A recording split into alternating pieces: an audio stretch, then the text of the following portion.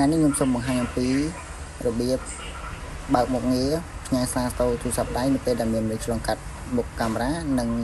របៀបបើកមុខងារដែលចាប់តាមសកម្មភាពនេះនៅក្នុងកម្មវិធី X Live ជាដំបូងគឺយើងចូលទៅក្នុងកម្មវិធី X Live ចុចលើកម្មវិធីបន្ទាប់ពីយើងចូលទៅក្នុងកម្មវិធីហើយយើងក៏លេខទៅមើលប្លង់កាមេរ៉ាដែលយើងចង់បើកមុខងារយើងចុចពីលើនឹងមកបាទបន្ទាប់ពីយើងចុចពីលើនឹងមកគឺយើងនឹងឃើញខាងលើគឺ setting យើងចូលទៅក្នុង setting មកអញ្ចឹងដើម្បីបើកមុខងារ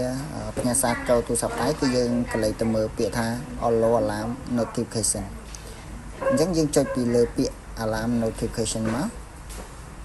បាទបន្ទាប់មកគឺយើងនឹងឃើញខាងលើ2ហ្នឹងក្នុងករណីបើសិនជា